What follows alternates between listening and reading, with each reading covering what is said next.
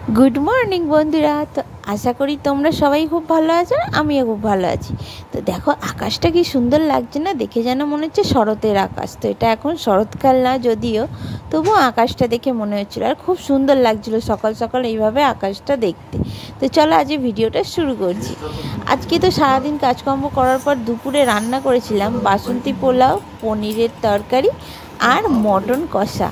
অনেক দিন পরই একটু এইরকম টাইপের রান্না করলাম, আর খেতে ইচ্ছা হয় তো মাঝে মাঝে, কিন্তু গরমের জন্য আর সব রান্নাটা করা হয় না। আর এখানে দেখো বসকো আমাদের বদমাশি করছে, ওকে ডাকলাম একটু চলে এলো, ওর খাওয়া হয়ে গেছে আগে। তো আজকে আমরা যাব একটা জায়গায়, সেটা কোথায় সেটাই তোমাদের সাথে শেয়ার করার ছিল মেন। তো চলো খাওয়া দাওয়া করে দুপুরে বাড়িতে একটু রেস্ট নিয়ে সন্ধেবেলায় বেরিয়ে পড়েছি আমি আর আমার হাজব্যান্ড। কোথায় যাচ্ছি কী করছি তোমরা সব ধীরে ধীরে দেখতে পারবে। আর এই ব্রিজের ওপর দিয়ে যখন যাই না, এত সুন্দর হাওয়া দেয় যে মানে কী ভালো লাগে যে বলার কথা নয়, খুব ভালো লাগে। আর এখান থেকে দেখো ব্রিজের ঠিক নিচে রেল স্টেশন, এটা হচ্ছে আমাদের শ্রীরামপুরের ব্রিজ।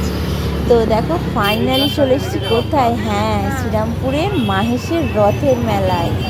দেখো রথটাকে কি সুন্দর সাজিয়েছে, সবাই ফটো তুলছে, ভিডিও করছে, আমার তো খুব ভালো লাগছে রথটাকে দেখে। তো দেখো রথটা ফাইনালি সাজানো আছে, আর আমি যখন গেছিলাম তখন রথের সময় ছিল, ওই জন্য রথটাই খুব সুন্দরভাবে সাজিয়েছিল, রং টং করে সুন্দরভাবে রাখা হয়েছে জগন্নাথ দেবের মাসির বাড়ির কাছে। তো সেখান থেকে গিয়ে এবার তো বেরিয়ে পড়েছি মেন জগন্নাথ মন্দিরের দিকে, মেন মন্দিরের দিকে। তো সেখানেই মেলাটা বসেছে, এগিয়ে গিয়ে যাচ্ছি, রাস্তায় যে ভিড় যে বলার কথা নয়, প্রচুর ভিড় প্রচুর। আর রাস্তার মধ্যে মধ্যে দেখো মেলা প্রায় বসেই গেছে। আর এই মেলা হচ্ছে আমাদের মানে বছরে একবারই বসে, সেটা হচ্ছে রথযাত্রার সময়। তোমাদের কাদের কোথায় কোথায় রথযাত্রার সময় এটা মেলা বসে অবশ্যই কমেন্ট করে জানাবে।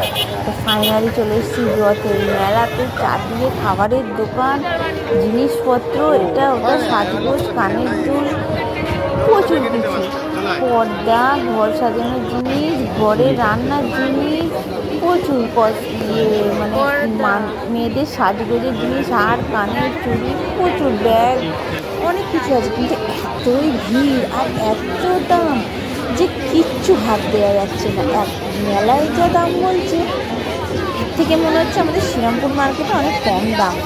আমি তো ঘুরে ঘুরে দেখেছি, কাপগুলো খুবই সুন্দর ছিল, কিন্তু এতই দাম বলছিল, আমি তো আর নিলাম না। আমি ভাবলাম কি যা বাবা নেবো না, আমি আমাদের মার্কেট থেকেই কিনে নেবো।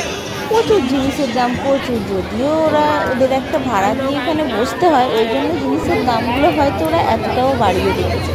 আর এখানটা দেখেছো একটু পাশ মানে সরিয়ে রাখারও মানে সুযোগ নেই, এত ভিড়। আর ওই পাশে নাগরদোল্লা, তারপরে নৌকা, ডিস্কো ড্যান্সার, অনেক কিছুই গেম ছিল, কিন্তু আমরা কিছুই খেলিনি। এখানে দেখো আমার বড়মশাই দাঁড়িয়ে আছে, ওর তো প্রচুর গরম লাগছে, বলছে কখন বেরোবো, আর আমিও গরমে অস্থির করছিলাম। প্রথমে ভাবলাম যে মেলা থেকেই কিছু কিনে খাবার খেয়ে নেবো, কিন্তু তারপরে ভাবলাম যে না, মেলা থেকে খাওয়ার দরকার নেই। একটা দোকানের সামনে গিয়ে দাঁড়িয়ে যা দাম শুনলাম, আমরা দুজনেই বললাম যে না চলো এই গরমের মধ্যে না দাঁড়িয়ে থেকে সোজাসুজি বাইরে বেরিয়ে যাই। বাইরে বেরিয়ে আমরা এখানে কিনছিলাম হচ্ছে বাদাম।